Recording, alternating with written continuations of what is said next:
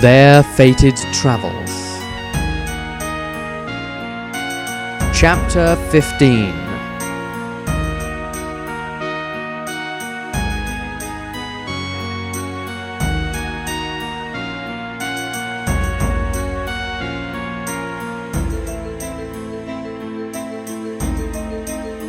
Trial of Fire Ablaze.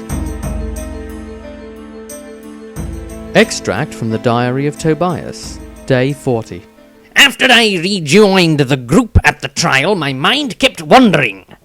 I spent years trying to forget, but that tavern made the memories come back. The past. The moot. A halfling, Jeremiah Willwart, walked through the laboratory door, flanked by two halfling soldiers who had been posted to him to protect his secret experiments of military interest. They headed towards his study. As he rounded the thin corridor, he saw his twin sons inside the room. The door opened wide. What? What is going on here? You both should know my study is off limits, he questioned. The elder of the brothers, who was in fact only minutes older, shuffled uncomfortably.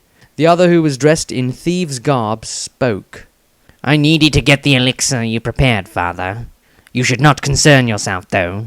You never cared for me before, only for your precious Tobias, and it was he who gave me the key. I fully intend to leave, and you will never see me again. Tobias checked his pocket for the key, protesting as he did so. The key was nowhere to be found, however, until Frederick opened his palm. You see, Father, I have the elixir and your notes. Lest you want me to destroy both, I suggest you tell your dogs to let me pass, spat the younger of the two, with venom dripping from his words. Such was his hatred and jealousy. Tobias struggled with a great internal conflict, knowing why his brother had gone down the path that he himself had trodden long before. He knew that Frederick was a substance abuser now because... Tobias, started Jeremiah, what have you to say for yourself? How could you be so damned irresponsible? I thought you were done with that nonsense, and now you've corrupted your brother, it seems. His thoughts interrupted. Tobias found himself without an answer. How can I betray Father? But if Frederick's condition is my fault. But before he could make up his mind, Frederick pushed past him and their father. The older halfling struggled to restrain his son, and took from him the vial.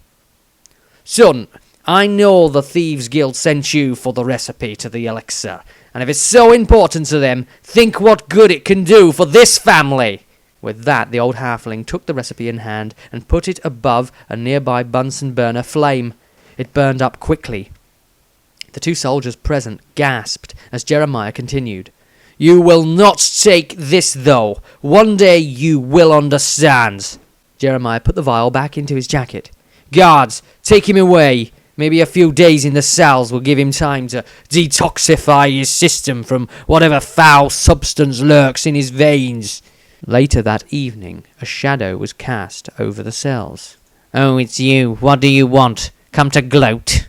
Spat Frederick at Tobias, who made his way quietly into the area in front of his brother's cell with a look of greatest sorrow on his face. Tobias only stared and began reaching into his pocket. The present. Middenheim. Tobias, is something perhaps the matter? You seem very deep in thought. Very unlike you, Dieter asked, nudging the halfling's shoulder a little harder than he would anyone else's. Shaking his head violently as if chasing the thoughts from his mind, Tobias answered distractedly, Yes, Dieter, I am fine. That kind of concern isn't the norm for you, though, is it? Dieter sneered at the halfling and swore under his breath. I have a degree of concern for all of the group, you little sneak thief. Even you. But that doesn't mean you can keep trying to steal my wallet without consequence. Taking back his wallet. Dieter moved to the front of the group to see Maestro had already grabbed the attention of the mob and had been hurriedly pushed forward to give testimony in the trial. He spoke remarkably well and produced the evidence when asked. If Dieter and the rest of the group were not present, it would scarcely have been believed. When asked about the Sword and Flail Tavern, Maestro gestured for Tordrad to come forward, which the Kisselvite did, protecting a man huddled underneath a cloak to conceal his face.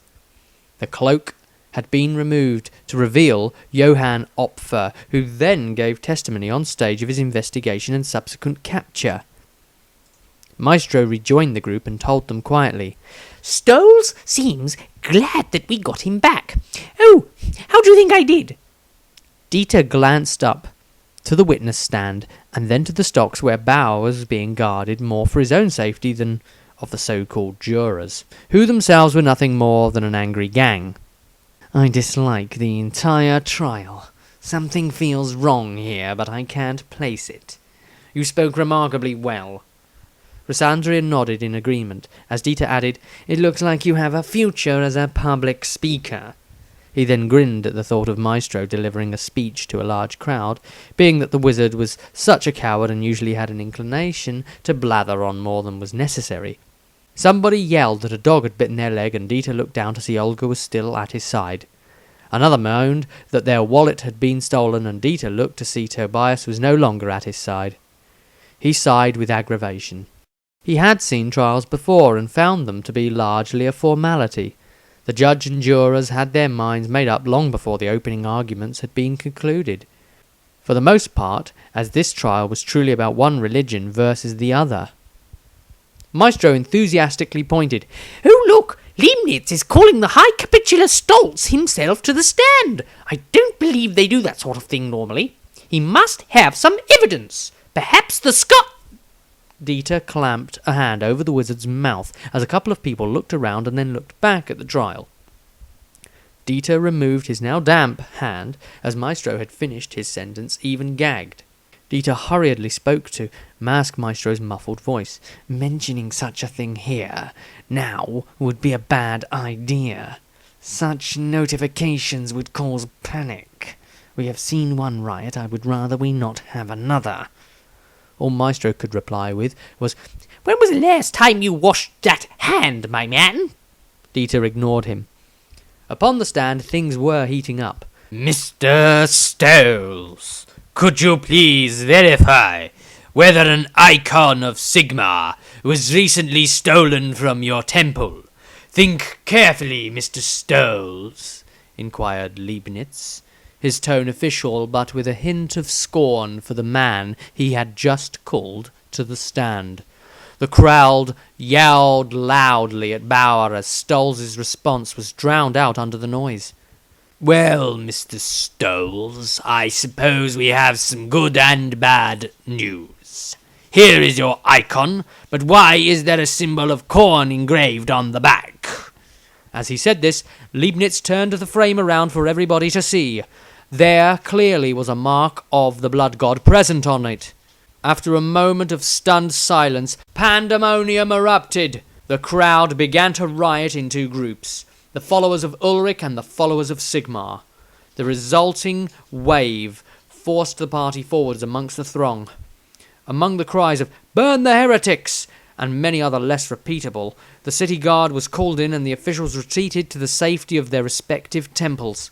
The group fought their way through the throng and back to some semblance of relative safety in the Temple of Ulrich now. There were too many people in public view for anything else to happen to the group, they reasoned, and by this time they were so annoyed at the process of corruption about them that they could have welcomed an attack by the guards. No one was stupid enough to try it, much to Dieter's dismay.